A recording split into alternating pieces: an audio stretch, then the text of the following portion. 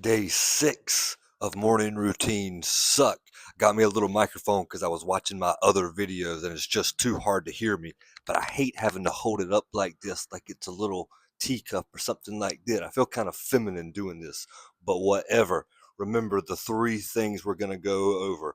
We're going to hydrate, we're going to oxygenate, and we're going to get some sunlight, or doing that with my 16 ounces of water. Even though it's in plastic, I don't care. I'm sick and tired of hearing about all that stuff. I can't afford any electrolyte packets, so I'm doing this cheap thing. We're doing a quarter of a teaspoon, quarter of a tablespoon of pink Himalayan salt. This used to be Redmond's. It's not even Redmond's anymore. I refilled it with the cheap stuff from Walmart. So let's get into this now.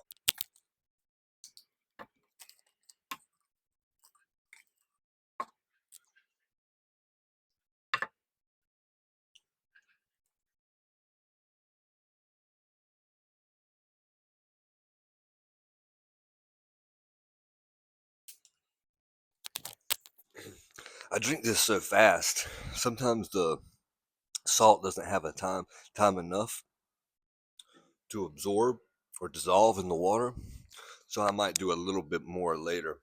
Let me tell you what not to do. I've taken this before, dumped it in my mouth, and just kind of washed it down a little bit. It gives me diarrhea. I can literally feel that just shooting right out of me. So 10 out of 10, don't do that. At least mix it up with some water. You'll save yourself a whole lot of bathroom trips in the morning. I'm rambling because I don't want to do these push-ups. Let's get right into it. Push-ups, not for muscle growth. We go to the gym for that. We're just doing this to get some blood flow, oxygen into the brain, mental clarity.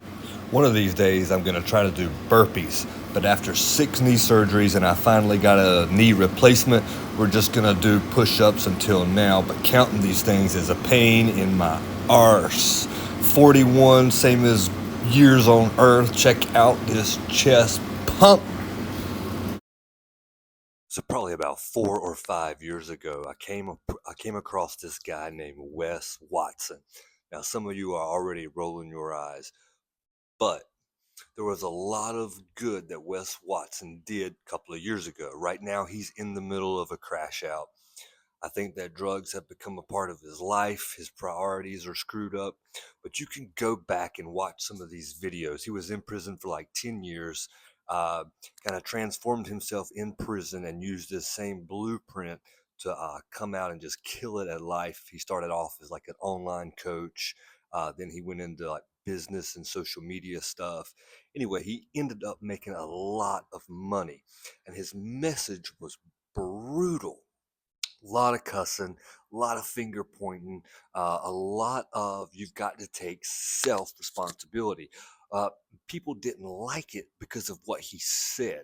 But growing up, one of the things my family taught me was to look at a person's character holistically. That means that you can take the good and the bad, or it's kind of like eating a chicken wing. At some point, the meat's really good, but you've got to pull that bone out and throw it away. So that was kind of my approach to Wes Watson, was to take the good and disregard the bad. And mostly it was just the derogatory comments, but that didn't bother me.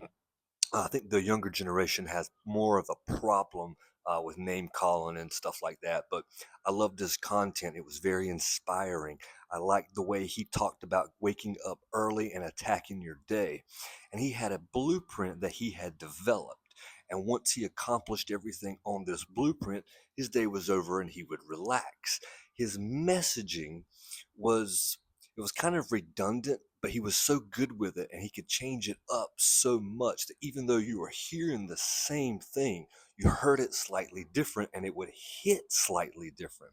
So what I've done like over the years is I've just written down some of the stuff that he said, and it's more about taking it in and personalizing the message for me.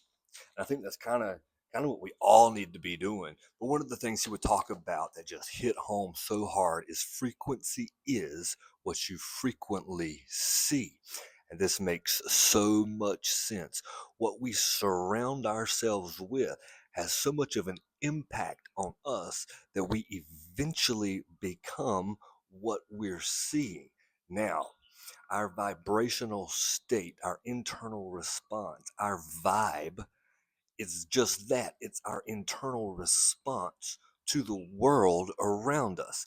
Now, this is interesting because you can raise your vibe or you can change your frequency.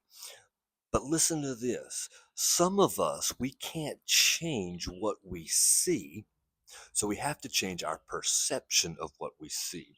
If Wes was in prison, it's not like he could just stand up and change his circumstance. Now we've got freedom. A lot of us can change our circumstances, but a lot of us are stuck. We might not be in prison per se, but we might be in a situation that we can't get out of. If we can't change our frequency, if we can't change the things around us, what we can change is our internal response, our emotional reaction to what we see. That's our vibration. That's our vibe. And that's the one thing that we can control no matter what. No matter what is happening around us, we'll always be able to dominate our emotions. But we've got to get into the habit of actually practicing that.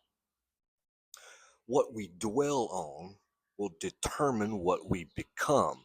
And a lot of times, this has to deal with maybe our free time, with what we dwell on. What are we thinking about when we're not stimulated by things outside, in our environment? What are we watching or consuming on social media, the movies we watch? I mean, even like the friends that we have all affect how we think. And as a man thinketh, so is he. So this is incredibly important. Another thing, and I kind of wrote this down myself, praise will change your perception. So if we've got an environment that we can't get out of and we need to transform the way we see it, if we show gratitude through praise, a lot of times this will alter our perception. It's like concentrating on the things that you're thankful for rather than thinking about the things that you don't have. Now, this is a little tricky too, because we've also got to realize we've got to be inspirationally dissatisfied. What that means is we've got to have or recognize that we do have a lacking somewhere in our life, and that lacking needs to be made up for with hard work so we can achieve a goal. So when we count our blessings, we've got to remember to be content, but never to be complacent. Contentment is being happy with what you have, but realizing that there's potential within you for so much more. If you don't realize that potential, you'll become complacent. And complacency, you might as well just die.